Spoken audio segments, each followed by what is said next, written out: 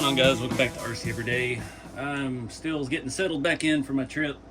Just been cleaning the shop all day. It's the heat of the day. Of course, I come back and it's 100 degrees every day. Yay. So, yeah, take a break from all that, leave the main shop lights off, and do a little work on the boom truck. So, before my trip, it showed up like 2 days before I left, and we got the first 3 steps done, I guess. We've got our bumpers on, chassis built. Now we need to move on to the gearboxes, transfer case. Hoping, well, we should be able to get this as a roller by the end of the video. Looks like we get to the links. It's fun, rough on your fingers, shocks, and then axles. So that should be pretty doable. I did see someone in the boom group was having some trouble with one of these steps with the linkage. So we do have 2 servos on this. It does have the 2-speed transmission and 2-wheel drive, 4-wheel drive selection. And it does look like it uses a cable for the 4-wheel drive selector. And so folks were having issues with getting that in to where it needed to in the transfer case. So definitely show you a little bit more of that when we get to it. And yeah, got to go through the gears here. We need bag I. There's H. We got ants. Having ant problems again, and it gets hot here. I went to take my mom to the store this morning, and my truck had been parked for 1 whole day. It was completely infested with those little ants. I love that. So yeah, I left it sitting out in the sun and it'll cook them. Hopefully. So let's get bag I dumped out. Should be all of our gears. It's been a little bit. I don't remember this transmission offhand. I've only done 3 of them so far, but I'm sure it'll come back to me here pretty quick. Get all this stuff staggered out. We got our, let's remember those. That was the hard part I had the hardest time getting aligned. One nice thing about these, they all come with bearings. That's something I always, as much as I love Tamiya kits, you always got to buy the bearings extra, and it's like, why don't they just include them? We'll pay a little extra and have the bearings come with it. So it's nice the boom trucks come with all of that. But yeah, looks like that's all we need. We can start the assembly. Get my corgi out the way. Remember, all these trucks come with a lucky dog. So now I've got 3 lucky dogs. Well, my first one didn't come with it, I don't believe. Am I missing a dog? I got 3. I don't know. Anyway, yeah, let's get to work. I'm gonna start doing this. I'll just kind of show you again the things I think you might need to see. I'm not gonna show the whole process in high speed because it just gets monotonous. So we'll come back and talk about it when it's done. This step, let me zoom in. All these steps can be a little bit confusing because we've got a lot of shims. This is 0.1 shim and it takes 3, and then that's a 0.5 shim and it takes 2. So just take your time. I don't know where the shims are actually. Bag D. So we gotta get another bag out. Go ahead and dump that in our muffin tin over here. If you don't have a caliper, I recommend getting one. It's very helpful, especially in those little situations. But yeah, let's find our grease too. Where is that bag? Shows to use the black graphite grease. It comes with a silicone grease as well. I've not ever used that. I just do what it says in the instruction and use the black graphite grease for those items. Go ahead and get our shock oil out. That's set aside for that next step. What else? E-clips. Oh, those are so much fun. Bag D. We still got a lot of hardware left over from bag A and bag E. Oh no, that's extra. It does come with a bag of extra hardware, which is really nice with these trucks.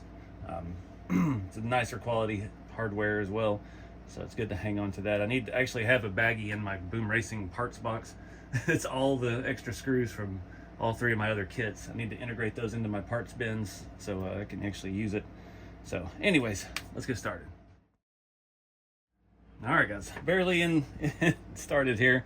We got our first step up here, bolting our assembly together on this side. Loctite and all that.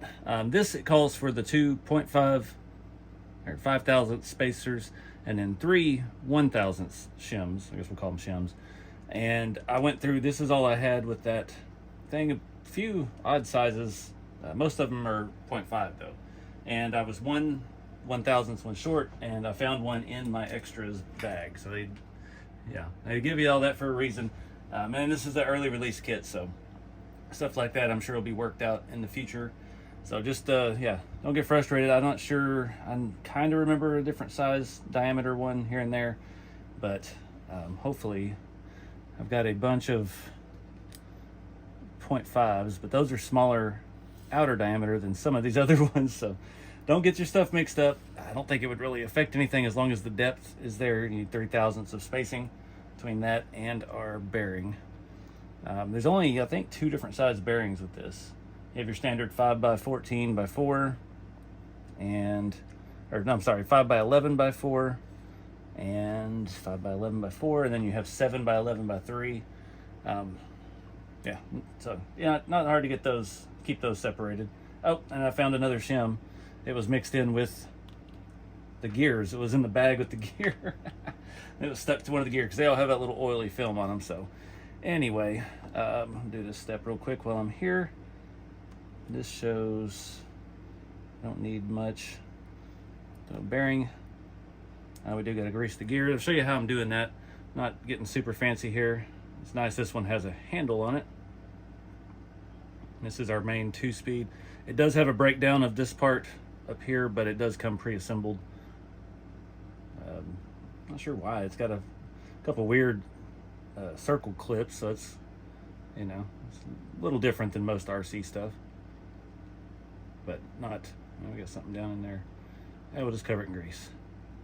I did realize starting this that I do not have a Fusion Pro, so that's going to be a bit of a hang up as far as getting this assembled. I ordered one with Amazon and it won't be here till Monday. So yeah, I love taking transmissions in and out. That's always fun.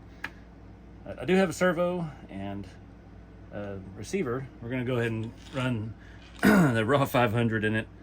Why not? I like to give the boom trucks nice quality materials. All right, then we need our 15 tooth. Should be this one. I said I wasn't going to do all this on camera, but why not? We're here. So the Fusion, all the Hobbywing stuff took another price hike here recently, unfortunately. The Fusion Pro was about the tax and everything, it was $137, I think. And I still haven't. I get people asking me all the time if I've tried the Elite. I'm not paying $170 for it just because it's a little bit shorter can. It does basically the same thing. Did that go down all the way? I don't think so. A little tappy tap here. Is that how it goes? Yep, that's how it goes. It just looked weird because our shifter fork was pushed all the way in. So that does not go all the way down. Then we've got 0.1 and a 0.5. So where did I do with that other 1/1000th? That's it. They are pretty easy to tell apart. The 1/1000th one feels like it's gonna fall apart, or it's gonna bend in your fingertips. And we need a bearing. All right, it's all greased up, and we can move on to our last shaft. All right, this is always the sketchy bit, making the shifter arm. Again, I was missing one of the E-clips from the bag, but it was in the extra part bag, so it's all good. Gonna grease up our shift fork.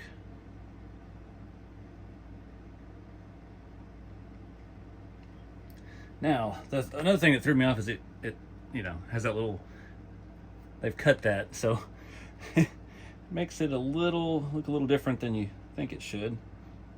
All right, get that in. Now we got to put this long giant thing on and figure out which way that's oriented. Fits like that. Ta-da. Now, make sure I got all my bearings. I didn't get the screws ready for the case, but I'm going to go ahead and seal this up so I don't lose it. That shaft does have double bearings on that end to support the extra length of it. Doesn't say, yeah, it does say to lubricate that. So we'll go ahead and grease up our shifter arm a little bit.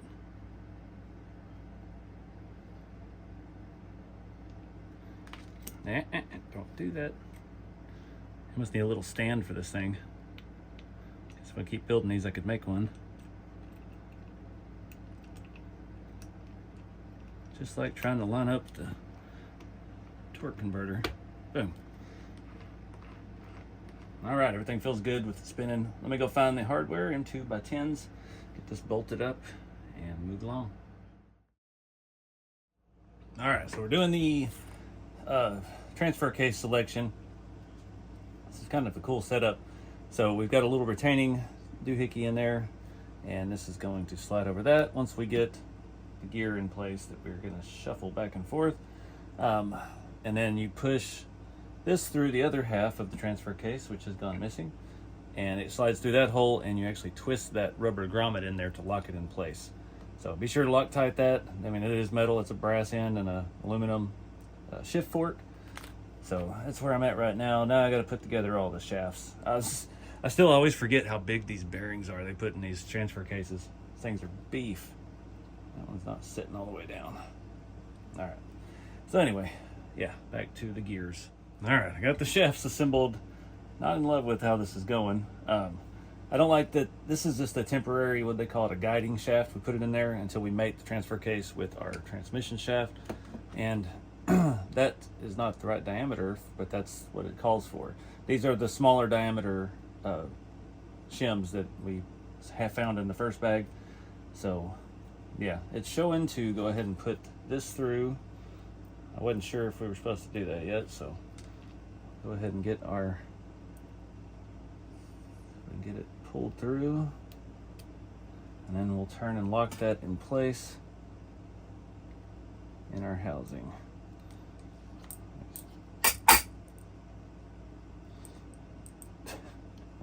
And of course that wants to go the opposite direction and stay that way.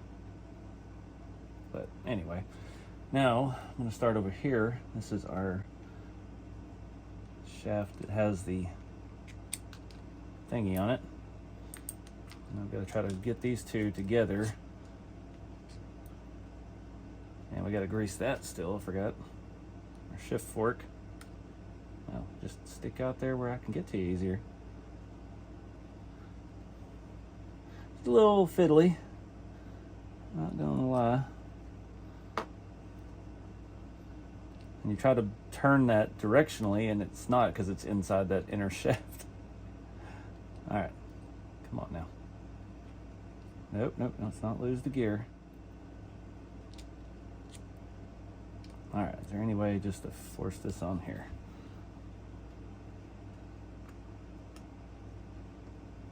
Come on, we're right there. All right.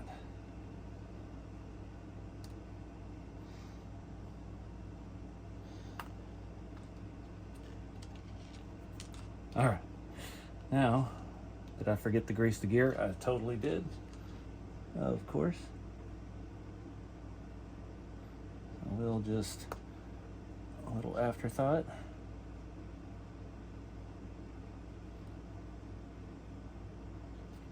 Get 3 sides of it. That'll work. Now, do this one. That's good enough. Which way does this one face? That one goes through. And we got grease on my finger. That's our output shaft. And then our temporary guide shaft. You can add more grease to this once we get it all together, just to hold stuff in place. All right, I think that's good. Go ahead and just fill up our edges a little bit.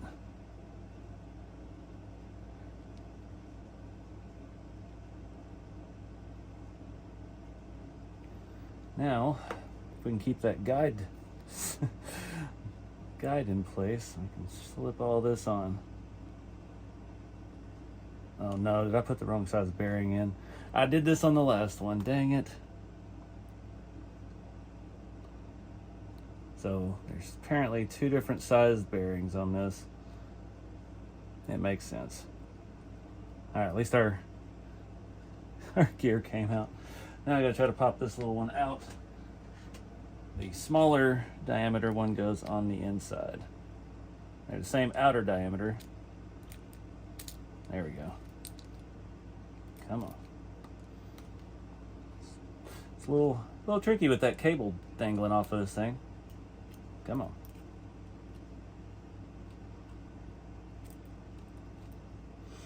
Let me check that in there real quick. 4 by 10 by 4, 5 by 10 by 4. So yeah, our inner diameter is 1 millimeter larger. Come on now.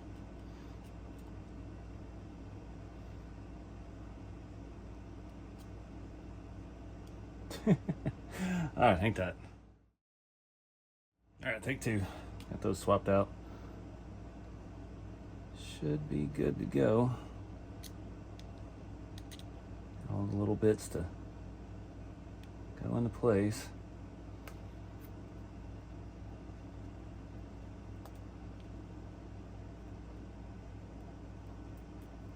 I feel like our shifter is shifting. Oh,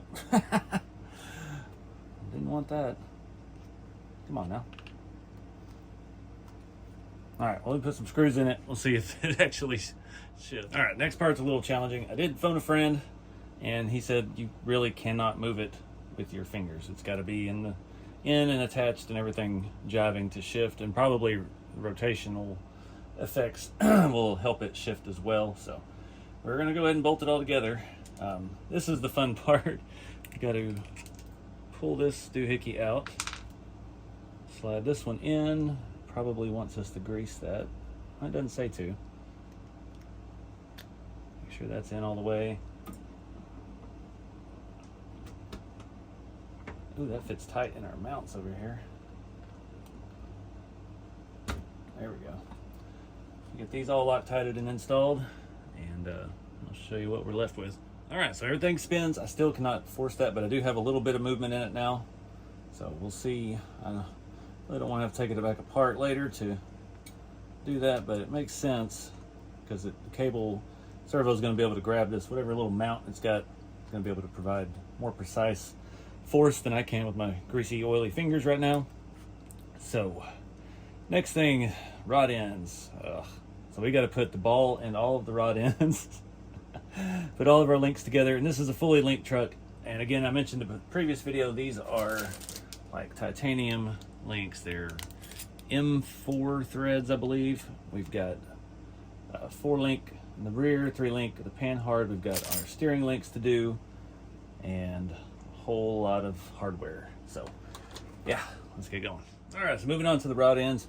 It gives you the little tool that you use to put the ends in the shocks, and it says to use those on these, but it's actually much easier just to use some pliers. Just pop it in there, a little squeeze, and pop. Good to go. I don't know, all these other ones, I got some odd size ones. Again, it called for, oh, that one goes there. 5 of the angled ones, and there was only 4 in the bag, but 1 was in our spare parts bag, along with a couple other straight ends and some more of the eyelets for it.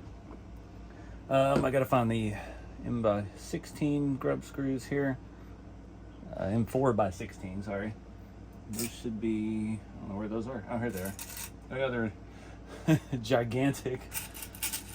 It's beefy stuff, I'm telling you. These use, I believe, a standard end. Yep. So we'll get those gathered up. We'll start putting this together. Looks like we've got 2 angled rods.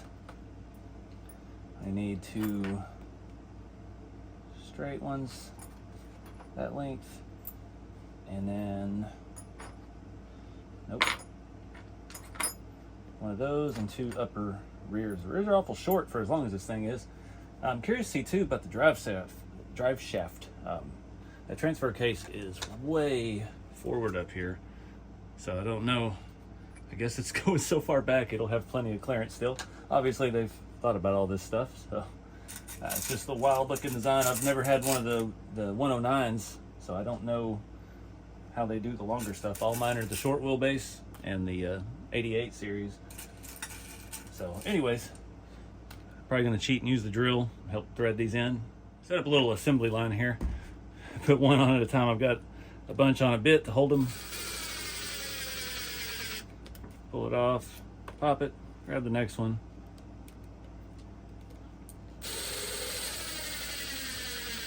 They're a little difficult to thread in by hand, that's for sure. This stuff is some tough plastic. Very heavy in the nylon. All right, we're to the shock step now. Nothing really outstanding with the links, it's just orientation, making sure the rod ends are facing the right way. Our rear ones, we need that angle down at the back. Yeah, and that one wants to keep spinning around, so we might force it around another turn, just so it quits moving on us. There we go. Our rear upper links have angled on the back end, straight on the front. Our third link in the front is angled on both ends, and our panhard is angled on one end and flat on the front. So it's just kind of mixing and matching. It doesn't tell you which rod ends need the grub screws. Like our panhard here is, the threads are made into the rod. So kind of like our steering link here, they're made onto it. So I do have, I believe, 2 of those grub screws left, so we'll need those for our front steering link when we get there. But shocks are next. One other note about that section, a lot of the similar size hardware. There's a bunch of like 22 and 18 and 16 millimeter M3 bolts. This step is 4 16s and 1 12. The last step was 2 18s and 1 20. I think it, well, I don't know. There's a lot of different sizes all in the same bin, so just measure carefully. You don't want to overdo anything. That these holes for our 4-link mount do not go all the way through, so if you put something long in there, you can jam it up and make a big mess. So next step is the shocks. So with these shocks, I mentioned it in the first video, all the other boom kits, these are the Kudu shocks. I love these. I put these on my TF2s, but all the kits that I've gotten, you have to assemble the gaskets in there. These came pre-assembled, but I still recommend taking this end off and putting some Loctite on it, because you don't want those unscrewing on the trail. I've done that to all of these shocks that I put together, and it's definitely a must-do. So really all we got to do for the rears, we've got to, well, all 4 corners we've got to crimp in or press in using the little boom tool to press the O-ring and the eyelet in. The fronts, we have the coilovers. I'm probably gonna take those apart and Loctite these as well, because that was pretty loose. Might as well while we're here, just adding safety for the future. So I'm excited to see how these work with this captive coil setup, but we're still a little ways from that. Yeah, we got to do the shock coil, do all of our eyelets, and I'll go ahead and do these while I'm thinking about it before I forget. So that's something I've never noticed before. Maybe I've missed out that it doesn't include, or the O-rings and stuff are already installed. It says to put the silicone grease on them. So I'm not going to tear these apart, but I will put this around the base of it and cycle it in there a little bit. And you can feel it get softer, so it's getting the job done. But yeah, I'm not going to tear all that apart, try to force all those out. They go in a very specific order, and it's yeah, not a lot of fun. So let me find where all of our things are. It shows how to break the whole shock down. We don't need that. Oh, they do have a tool for doing this. That's cool. Multi-purpose shock pliers. That might be handy. As many of these kits as we keep doing. Wheels. Where is the shock bag? There it is. Lots of this fun stuff. So these aren't super hard. It's just tedious with that little tool. You got the same eyelets that we have in the on the rod ends. So got the gun here. I always kind of set it up like this. Put this screw. And I put an eyelet. One of these little doohickeys. Now these go a certain way on the shock. We'll start with these without the coilover. There's a little indentation on the bottom right there, and this has a little indentation on one side, if I can find it. There it is. And it goes in a certain way. So you snap it in like that, line it up like that.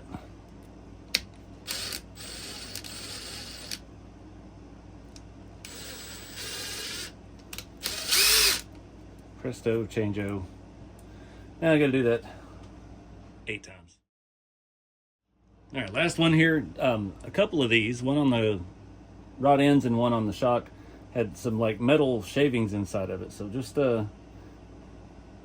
careful with that. You don't want to get that wedged in your shock end. It'll make things bind up and not be good. Kind of feel that click. And this little tool, you turn around backwards and you can remove the balls from the shock end. All right, now the fun part, my favorite part, is trying to put oil in them after I just washed my hands. Let's see if they have any specific. Filling the shock oil more than 3/4 full can prevent compression blockage. Filling the shock half full can provide enough damping force. So I found that out on the other ones. It does go a little easier. Try to shoot for half full. I've not experienced the coilovers yet, so I'm not sure how they'll react, but just follow the instructions. These did come pre-set to whatever length that is of thread. So we're just gonna rock it where it is for now. So yep, I'm gonna put some oil in them. Where is the oil? Boom Stuff comes with 30 weight. I've been using that on all the trucks, no issues. I've been using that actually in all the TF2s that I've put these shocks on as well, and they have been fantastic. I think I only had one leak, and those are the ones I had to put together. So yeah, I'll probably put something in backwards. All right, got the front axle set up. This one's a little bit different. The arm, the drag link mounts on the back side, kind of angled downward. It's got a very convoluted knuckle setup. I only have one forward facing, which I'm guessing is for the actual drag length to the servo. Wipe that excess off of there. It does come with new screws. It does say to leave these metal pieces on. It does not tell you to clock the axle housing on the splined ends. These are fully adjustable, these fat axles. So that's cool. It does call for an O-ring on one side of your eyelet, or your rod end. What else? Got our panhard bar mount. It just goes into that little metal saddle. This does not have like a sway bar or the what are those things that the leaf spring trucks have, the little angled arms on the front for the the thing. Anyway, next step, a bunch of long screws. We got to start putting all this on the chassis. We got spacers for our front shocks, top and bottom, different sizes. Don't see any spacer for our drag link. We got to take that nut and stuff off of the upper link mount. But yeah, this is coming together quick. I am not going to install the kit tires and wheels on this yet. I'm going to throw some other rollers on it. I got to figure out something to use because these have to be taken apart and painted. And I'm still thinking camo, or not camo, but just army. I don't know why I'm set on that. I even bought paint for it already. So I don't know yet, but for now, we're just gonna throw some other tires and wheels on it because we can get this chassis as a roller. So anyway, let's get the axles on. Should not be anything extra to do on the back. Oh, we got the coil set up, so that's gonna be fun to see because there's a retaining screw to hold them in place, so that's gonna be cool. I'm excited to see that. I'm excited to see how that performs as well. And then we're drive shafts, and then steering link, servo, which we can go ahead and do. It's kind of cool. It doesn't call to put the motor in yet. Our shift link. So yeah, we should be able to get this thing rolling. We got our battery box going in. Hook up our linkage for our two-wheel drive selector, and yeah, then we're to electronics. So that'll be a good stopping point for this video. So still a little bit to do. Let's keep rolling. All right, got the front end all done. Working on the back. You have to install these cup retainer, coil retainer brackets, and you want to give those a few extra ugga-duggas because that is clamping our axle end onto the axle. You also want to make sure your axle is pressed all the way together. These reuse the screw for the upper link mounts that comes on the axle, so it's one less piece of hardware you've got to source. I got to swap that other one out. It does come with two sets of springs. Some are yellow and some are green. I could honestly, just sitting here squeezing them, I could not tell the difference. So yeah, it is what it is. I'm gonna go ahead and pull these out. I am Loctiting these. We're swapping these out to 20 millimeter. And now we've got some really nice bolts for our bolt bin. Just kind of holding this all together. A little dip of, oh, all right. Make sure we get these go in the right direction. It does have a retaining screw that holds the coil in place. I should have put a little more Loctite on that, but oh well. Some's better than none. And too much is too much.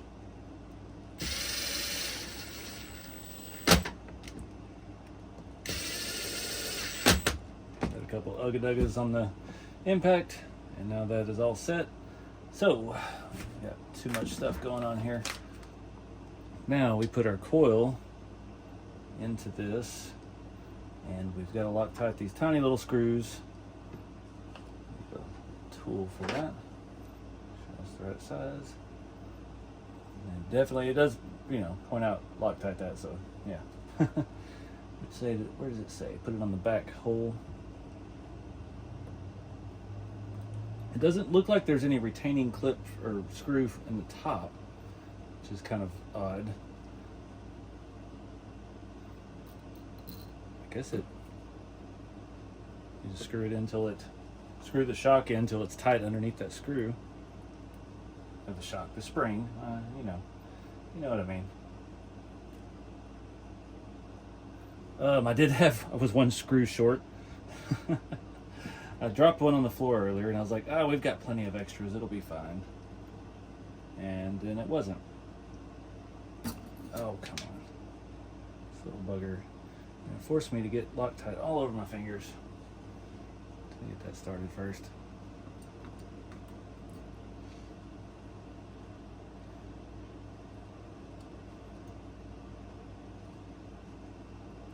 Trying to get it equal as the other side in the same location.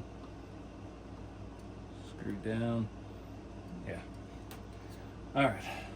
Wipe the excess off. Now our rear is set up, and it's just time to bolt everything in. Alright, this isn't as difficult as the front. It was a little bit tighter up there, but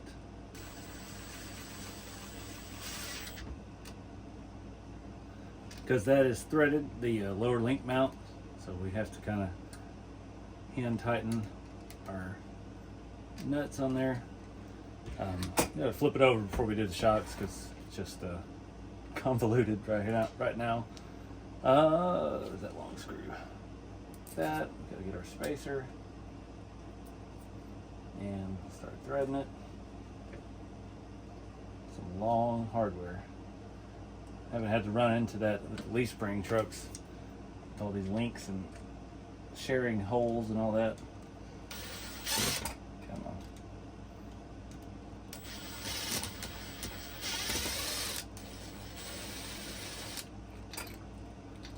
Let go.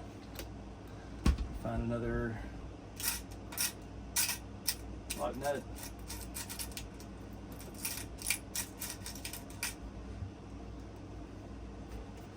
And go. Yeah, the front was just a little bit snugger up in there around that 4-link mount.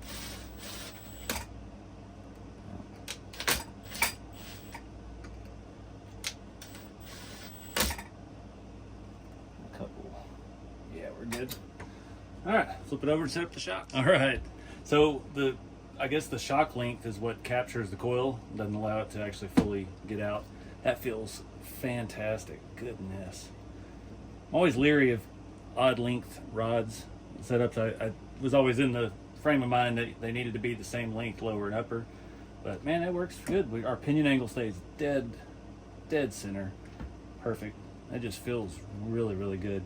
I did put a little more of the shock oil in all the shocks. I filled them halfway, and I wasn't feeling it. I judge it by when you compress it before you put it on the truck. I got them to where they came back out like a 1/4 inch, and I try to match the fronts and the backs, you know, just to each other. So I don't know, it feels really good. Everything we did in the first video with these mounts and where we mounted the upper thing is perfectly up and down. Not seeing any distress. Our shock bottoms out the exact moment our coil is completely collapsed. So it looks like it's going to work out perfect. I dig it. I'm going to throw the drive shafts in. That's the next step. This is step 10. And yeah, don't really need to show that. It's pretty easy. All right, drive shafts in. The world's longest drive shaft is there in the back, and it has plenty of clearance. I did want to say I've been using a Tamiya Loctite, but these kits do come with a little tube of Loctite. I just used that because it was already open. Those kind of tubes tend to leak and stuff once you open them, so we'll save that for the next build. The next build I have that doesn't come with it, so we can make it work. Looks like the next step is to install our servo. So I've got to swap this out. Got a reef servo horn on here. The kits do come with, where'd it go? They do come with a really nice servo horn. That's in the parts tree up here. So we've got a nice Boom Racing servo horn. We got to find the grub screws for that. I don't remember where those are. Is it grub screws or is it? Okay, no, it's the M3. It's bag G. I don't know if we've opened bag G yet. Looks like all I've got left is CE, F, and tools. I haven't really used the tool bag. I don't know. We'll find it. Alright, not a huge fan of this setup. Counter rotating. So one spins left hand thread, one spins right hand. And we got to measure it. So makes it a lot easier. I did go ahead and force thread one of those in it just to thread it so it would loosen up a little bit because they are very tight. Not gonna be able to do the other one this way, but at least we can get it started. And this is the one that's going righty-tighty. So got the servo in. The Raw 500 is probably overkill. I mean, this is a scale truck still, you know, I just have it, and this is a nice high-end truck, so we use nice high-end stuff. I typically, in most of my trucks, I use the 422 HD. I have really good luck with those. And even like the 400 LP, the low-profile ones. I've got one of the USTE limited edition ones, and I kind of like it better, the 400 LP. I haven't run it in a lot of serious stuff. I'm trying to remember what truck it's in right now. But yeah, it's plenty. So you don't need a $900 servo in your trail truck, but these Raw 500s are plenty. All right, let's see if we can do this. So it should be the exact measurements on the page. Oh, and we're too much sauce. Great. One of these rod ends is longer one, and one's an angled one, so it's a mix of things. I still got to find the screws for the servo horn. It's got the clamp style. Go straight, take a look. Oh no, we still got way too much. All right, well, overdid it. All right, steering servo's in, everything's hooked up. Off a little excess Loctite. It did say to go ahead and put in the shift servo for our 2-speed. Got that in. It doesn't show to do the linkage yet. Everything is coming along. Got tons of travel. This thing is going to be wild. I think that's it. Last step is that servo link. We can go ahead and do our 2-speed or our 4-wheel drive servo. Throw in our basic electronics box, and yeah, we'll be almost done with this video. All right, trying to get the shift servo hooked up. The only complaint is transfer case is directly in the way. It probably came with an Allen's wrench or something to get in there, but I didn't see it yet. I didn't open the tool bag. There's quite a few in there. I don't see anything short enough still to clear that though. Let me see. I've got the swivel-headed. That's too small. These are hit and miss. Sometimes they work great. Sometimes not so great. Let's just throw it on a little ratchet.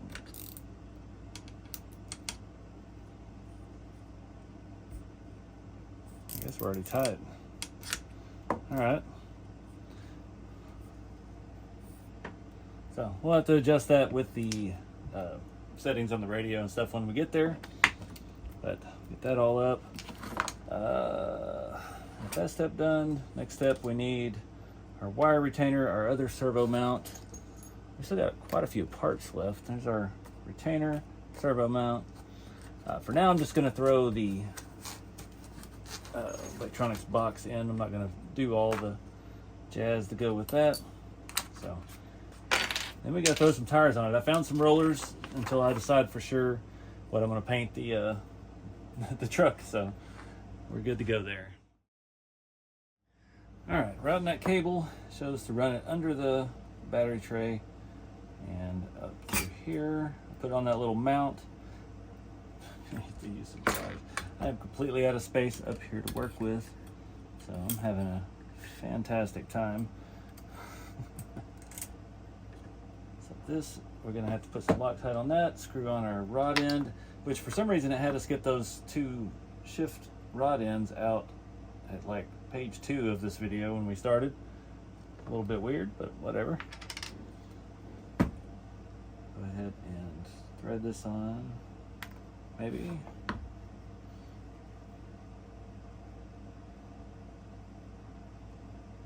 Come on, you dirty dog. Some of this stuff is like, you got 2mm stuff, you got 2.5mm stuff. It's, there we go. Nope. Are we really having to thread this into the plastic rod end at this size? Looking, trying to see if it shows how much thread to leave. And it shows it threaded all the way down, so get this clamped real good, just crank it down.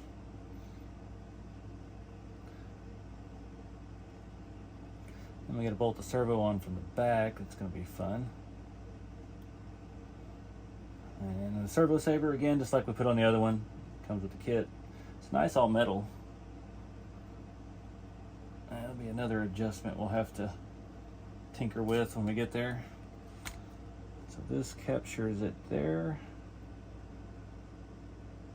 somewhere. There we go. Now, screw this down. See if it actually holds it in place. Yeah, it does pretty good. All right, guys. I'm gonna throw these on it. These are some Boom Racing skinnies on some RC4 Drive 1.9s. One thing I had handy, these are gonna be about the same size, a little bit narrower, just something to put it on in the meantime. This does come with a wider hex, and it does have the grub screw to lock it in place. So I gotta do a little more Loctiting. Oh, it did come with skinny ones too. I guess we should skip ahead and see which ones will go where, so we don't end up redoing it later. Ooh, it does show the narrow one in the back. All right. Well, it came with wide ones all around too, so we'll just put those in the parts bin. I'm ready to see this thing rolling. All right, guys. It's a roller. I'm pretty happy with that. Doesn't have enough weight on it right now to really see it flex, but this is going to be absolutely insane amount of flex. Let's do three of the stock tires. Yeah. Three of them. That's about 4.5 inches. So we'll see how it actually flexes. The body's going to be heavy, extensive, tons of material. It's got so many pieces to it. I'm stuck right now waiting on the motor. I'm gonna get my Fusion Pro in and then run the rest of the electronics. I do have the receiver for it, and I'm waiting right now to see what comes available, because we're kind of behind on these. This truck has been out for a hot minute, and I got mine kind of late, so I'm waiting to see what accessories they've got. I know they have that whole other kit, but again, I'm going bare bones. But the main things I love about the boom trucks that I have to have every time is all the skid plate and the inner fenders and stuff, and I have yet to see that. I need to go look and see if they are available for this body set yet, because now is the time to put them on before we get any further along. It's a really cool set. I mean, look at this. Look at the turning radius. I mean, that's drift car angle right there. Absolutely nuts with this axle. Absolutely nuts. So these kits are awesome. I know they're expensive, but it's super high-end stuff.